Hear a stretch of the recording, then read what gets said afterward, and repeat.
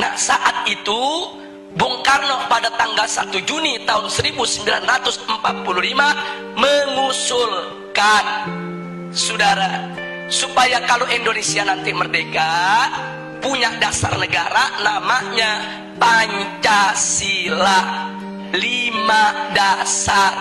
Sila pertama, Bung Karno mengusulkan peri kemanusiaan, kemudian peri kebangsaan, sedangkan peri ketuhanan diletakkan di sila yang kelima, sila terakhir.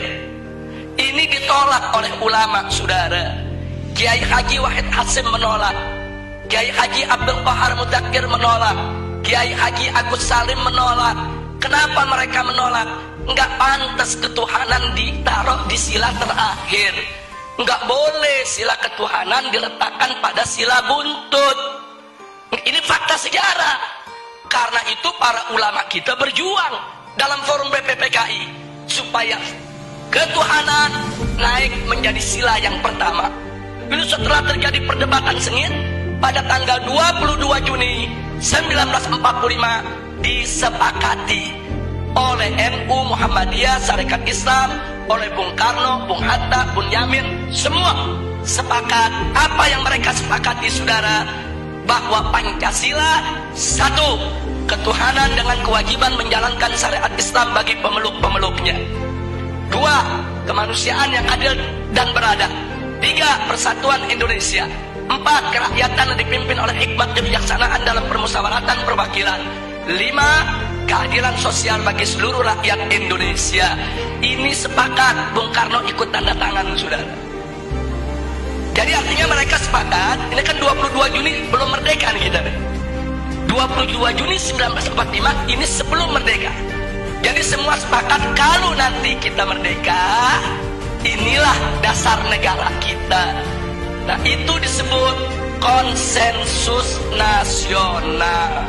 Singkat cerita, akhirnya diproklamirkanlah kemerdekaan kita pada tanggal 17 Agustus 1945. Begitu diproklamirkan, maka mulai saat itu dasar negara kita adalah Piagam Jakarta 22 Juni 1945 yang tadi sudah disepakati. Tapi kemudian timbul protes dari pemerintah Jepang. Jepang nggak terima. Kenapa ada kata-kata syariat Islam di bagian pertama? Alasan Jepang, orang-orang Kristen di Indonesia Timur protes. Kalau pakai syariat Islam mereka nggak masuk negara Indonesia. Saudara, akhirnya Bung Karno dan Bung Hatta ditekan supaya menghapuskan kata syariat tersebut. Tanggal 17 setelah proklamir kemerdekaan. Nah, akhirnya Bung Karno dan Bung Hatta menggelar sidang PPKI pada tanggal 18 Agustus 1945. Nah, dalam sidang tersebut Kiai Haji Wahid Hasyim tidak hadir karena sudah perjalanan pulang dari Jakarta ke Surabaya. Kiai Haji Abdul Qahar Mudakir dari Muhammadiyah tidak diundang.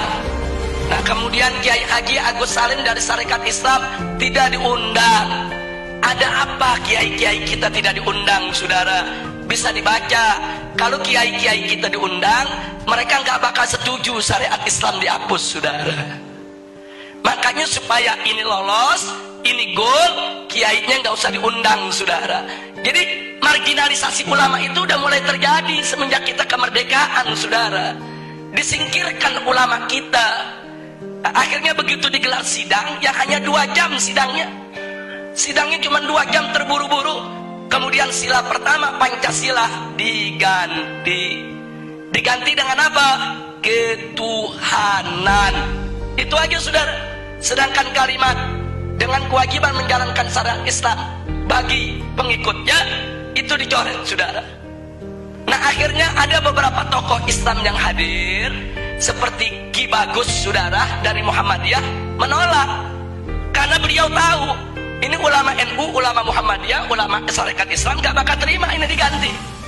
Terjadi perdebatan. Nah, akhirnya dapat solusi. Apa solusinya? Ini perjuangan Ki Bagus ini dari Muhammadiyah, saudara. Solusinya ya sudahlah, syariat dihapus nggak apa-apa. tapi tolong diganti dengan Yang Maha Esa. Dan Bung Karno setuju, saudara. Jadilah sila pertama ketuhanan Yang Maha Esa. Nah, kalau saya melihat sejarah ini, saya bersyukur kepada Allah. Loh, kenapa? Wa yamkuruna wa yamkurullah wallahu khairul makirin. Mereka berbuat makar menghapus syariat, Allah balas makar mereka. Syariat hilang, tauhid yang datang, saudara. Itu kan syariat diganti sama tauhid itu. Syariatnya dihapus, yang masuk apa? Tauhid. Kita nggak rugi, saudara. Itu pertolongan Allah, saudara. Padahal ulama dipinggirin, ulama mau dikhianati, saudara. Tapi Allah jaga. Nah, oleh karenanya sampai hari ini ulama-ulama NU, ulama-ulama Muhammadiyah nggak pernah punya masalah dengan Pancasila, saudara. Nggak ada ulama NU nolak Pancasila, ulama Muhammadiyah nolak Pancasila, para habaib nolak Pancasila. Nggak ada. Loh, kenapa para habaib, ulama, kiai dan ajangan tidak menolak Pancasila? Karena mereka tahu Pancasila adalah ijtihad ulama, karya ulama. Nah, itu yang ingin saya garis bawahi, saudara.